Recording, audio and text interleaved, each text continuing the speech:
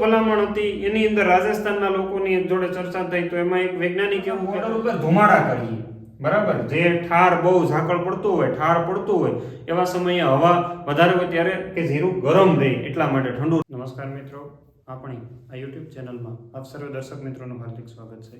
દોસ્તો, આજે ચર્ચા કરવાની છે કે આપણો જે જીરુંનો પાક છે ખૂબ સારું અત્યાર સુધી આપણે એમનું દેખભાળ કરી હતી, ખૂબ સારું આપણે હાંચ્યું હતું અને અત્યારે આપણા હાથમાંથી વયો જાય તો આપણને ઘણું બધું નુકસાન થાય. તો આજનો આ જીરુંનો પાક કે જે ઘણા બધા ખેડૂત મિત્રોને 70 દિવસથી લઈ અને 80 દિવસ સુધીના સમયગાળાની અંદર થયો હોય તો એવા જીરુંની અંદર કેવી માવજત કરીએ જેથી કરીને આપણું જીરું છે ખૂબ સારું આપણે ઉત્પાદન લઈ શકીએ. આપણું જીરું છે મસાલા વર્ગનો પાક છે અને ખૂબ સારું એવું આવક આપતો પાક છે. જો સારું જીરું થાય અને બજાર ભાવ સારો હોય તો ખૂબ સારી એવી આવક મળી રહી. તો એ ચર્ચા કરવા માટે આપણી સાથે આપનો દોસ્ત મનીષ બલદાણિયા, કૃષિ વૈજ્ઞાનિક તરીકે કૃષિ વિજ્ઞાન કેન્દ્ર કોડીનાર ગીર સોમનાથ ખાતે ફરજ બજાવું છું. દોસ્તો, આપને એક નાની એવી વિનંતી કરવાની છે કે જે ખેડૂત મિત્રો મારો વિડીયો જોવે છે, ઘણા સમયથી જોવે છે, તો એ ખેડૂત મિત્રો આપણે જે યુટ્યુબ વિડીયોના ડિસ્ક્રિપ્શન બોક્સની અંદર એક નાનકડી એવી સર્વેની લિંક આપેલી છે. લિંક ઉપર ક્લિક કરી તમારું 5 મિનિટનો સમયગાળો, એમાં 5 મિનિટ પણ નથી લાગતી, આ તમારે તમારી માહિતી છે એ મને પહોંચાડવાની છે. એટલે તમામ મિત્રોને એક વિનંતી છે કે જે લોકો નિહાળી રહ્યા છો તો તમે આ વિડીયોની લિંક આપણે અન્ય ગ્રુપોની અંદર પણ નાખી હતી, આની અંદર પણ નાખીએ છીએ. તો નમ્ર વિનંતી કે આની અંદર સર્વે કરવાનું, માહિતી આપવાનું નહીં ભૂલતા. દોસ્તો, નવા હોય તો ચેનલ ઉપર સબસ્ક્રાઇબ કરી દેજો, હજી સુધી ન કરી હોય તો પણ કરી દેજો, બાજુમાં બેલ આઇકોન ઉપર ક્લિક કરી દેજો જેથી કરીને ફટાફટ તમને માહિતી મળી જાય. અને માહિતી ખરેખર સારી લાગતી હોય અને ઉત્પાદનની અંદર કોઈ ફેરફાર થતો હોય તો ચેનલને લાઈક કરવાનું અને બીજું એક કામ કરવાનું છે કે તમારે આસપાસના વિસ્તારમાં જે લોકો જીરું વાવે છે અથવા તમારી પાસે જે કંઈ ગ્રુપો છે એની અંદર આ વિડીયોની લિંકને શેર કરવાનું નહીં ભૂલતા. ખાસ મિત્રો, આજે ચર્ચા કરીએ કે જીરુંનો પાક છે 50 થી લઈ અને 70 થી લઈ અને 85 દિવસના સમયગાળાનો થાય ત્યારે જીરુંની કેવી કાળજી રાખીએ જેથી કરીને આપણને ઉત્પાદન અત્યારે આપણા હાથમાં આવેલો કોળિયો ન સીનવાઈ જાય. એના માટે ખાસ તમારે કાળજી રાખવાની છે.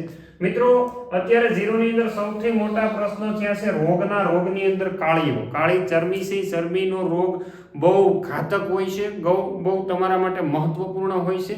જીરુંના પાકની અંદર સૌથી વધારે જીરુંનું કોઈ કેન્સર કહેવાય તો એ કાળી ચરમી, એને આપણે ઓળખી શકીએ. પિયત વ્યવસ્થાપન એ સમયે ખાસ કાળજી રાખવી જોઈએ. જીરુંના પાકની અંદર ચરમી દેખાતી હોય અથવા ચરમી શરૂ થતી હોય, મેં તો જનરલી ના જ પાડેલી છે કે 50 દિવસનું જીરું થઈ જાય પછી એની અંદર કોઈ પિયતની જરૂરિયાત રહેતી નથી. પણ ઘણાને હળવી માટી હોય, પાણી ધારણ શક્તિ એની ઓછી હોય તો તમે પિયત આપતા હોય, પણ 70 દિવસ પછી આપણે એને પિયત આપવાનું હોતું નથી. જીરુંના પાકને 70 દિવસ, કારણ કે જીરું સેલ્ફ ઇન્ડિકેટ થોરીઓ પાક છે, થોર પ્રકારનો, એ પાણીને જેટલું જોતું હતું એને અંદર ભરી લીધું, બરાબર.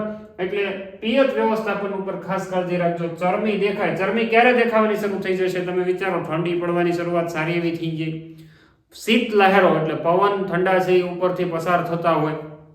આ સિવાય ખાસ તમારે એ કાળજી રાખવાની છે કે જ્યારે પિયત વધી ગયું હોય ત્યારે પણ આવી પ્રશ્ન થઈ જતો હોય છે.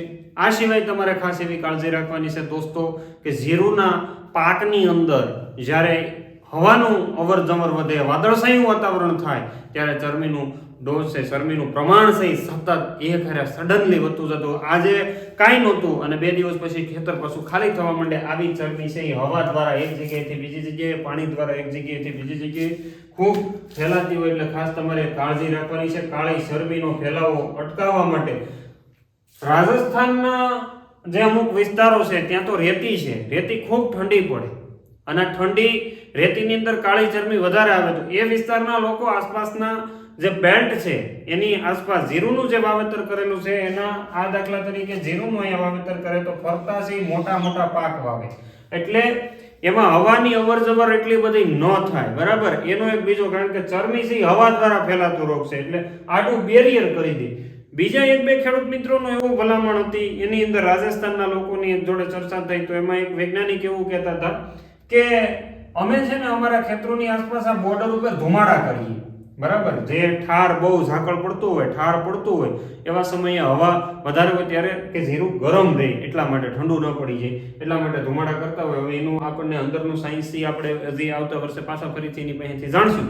પણ ખાસ તમારે ધુમાડા કરવાનો અખતરો તમારે કરવો હોય તો કરી શકાય, કારણ કે જીરુના આસપાસના વિસ્તારમાં ધુમાડો કરવાથી ઘણીવાર એને ગરમી મળે તો ખૂબ સારો મતલબ ફાયદો કાળી ચરબીની અંદર થતો હોય એવું પણ એ લોકોનું કહેવાનું છે. એટલે ખાસ તમારે કાળજી રાખવાની છે.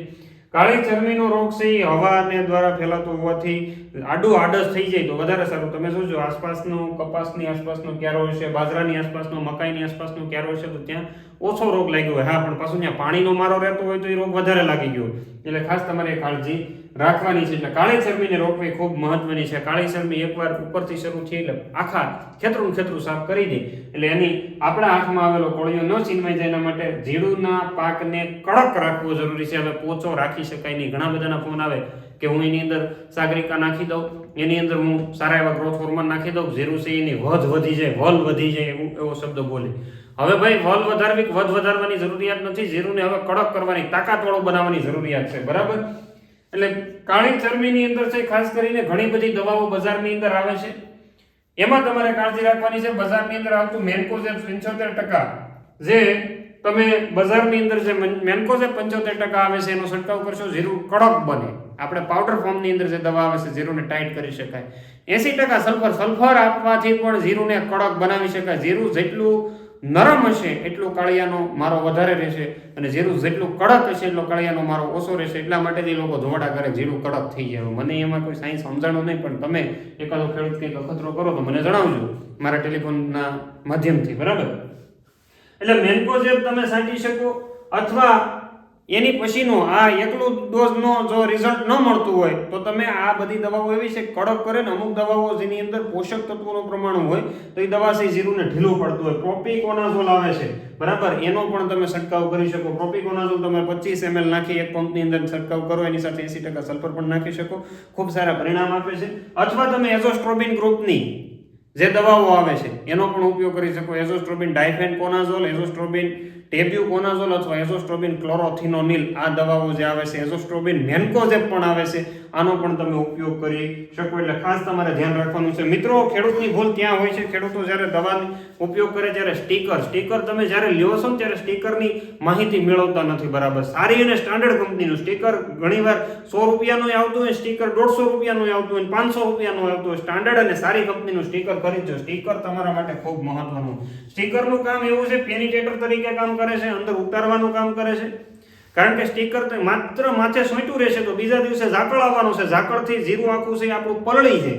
જીરું પલળી જાય એટલે દવા છે કોન્ટેક્ટ પ્રકારની મેન્કોઝેબ લગાવી હોય કે પછી ક્લોરોથિનોનિલ લગાવી, બધી વહી જવાની છે. એટલે સ્ટીકર કરતા સાથે સાથે પેનિટેટર તરીકે જે કામ કરતું હોય એ તમારે ખાસ કાળજી રાખવાની છે. એટલે એ તમે એનો ડોઝ સ્ટીકરનો પણ વધી ઘટી ન જાય. અને ઘણા ખેડૂત મિત્રો તો મેં એવું જોયું કે સ્ટીકર ને દવા ને બધું પંપમાં એક ડોલમાં મેળવી દે, પછી એનું દ્રાવણ બનાવે ને પછી નાખતા જાય. એમ નહીં, દવાનું દ્રાવણ અલગ કરો, સ્ટીકર અલગથી નાખતા જાઓ, કારણ કે એની રિએક્શન થતું હોય, રિએક્શનની અંદર રિઝલ્ટ તમને ન મળે એની ઘણી બધી. કારણ કે મોટા વોલ્યુમની અંદર રિએક્શન ઓછું થાય છે, નાના વોલ્યુમની અંદર વધારે થાય. એટલે ખાસ તમારે ધ્યાન રાખવાનું છે.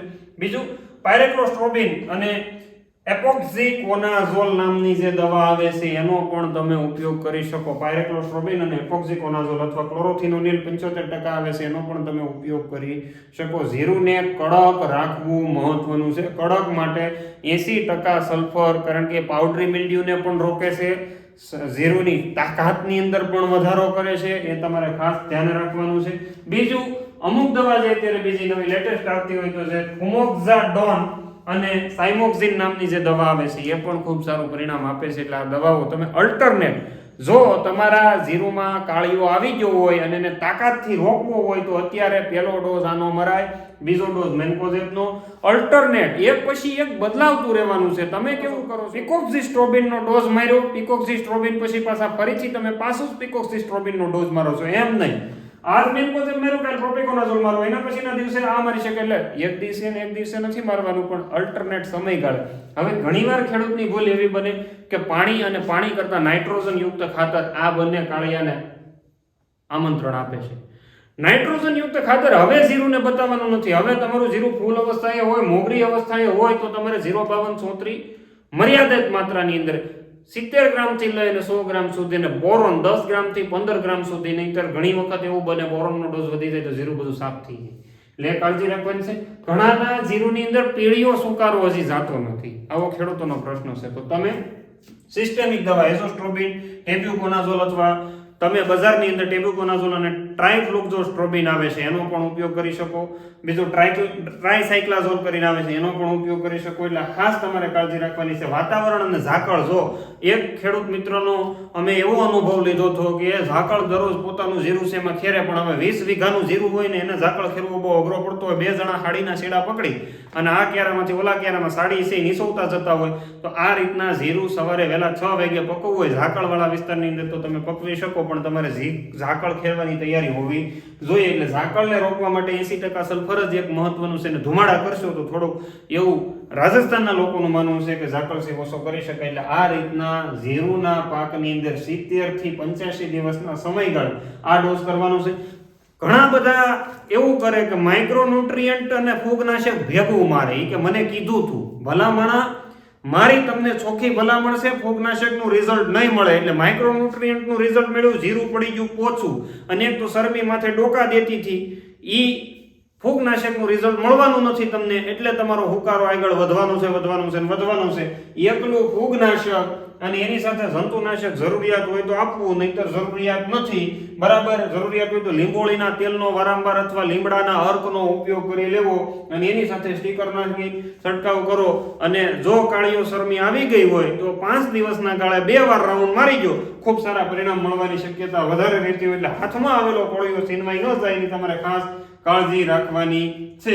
બીજું, જીરુના પાકની અંદર દાણો ભરાવવા માટે 052 બોરોન, એ પછી તમે એના પછીના ડોઝની અંદર એકવાર રેપિડ ફરીથી એનો ઉપયોગ કરો, ને સાથે રેપિડોનો ઉપયોગ કરશો તો તમને પરિણામ સારા મળશે. રેપિડો જે અત્યારે જીરુની અંદર જેને વાપર્યું છે ને એને જ એનો અનુભવ છે. એટલે આપણે જેને વાપર્યું નથી એને કોઈનો અનુભવ નથી. આ વસ્તુ 40 ml આ સી જીરુને કડક કરવાની અંદર પણ ખૂબ સારો ફાયદો કરે, કારણ કે એની અંદર ગ્લિસેરિડિયા એક્સ્ટ્રેક્ટ આવે છે ને એલોવેરા જેલનો એક્સ્ટ્રેક્ટ આવે છે.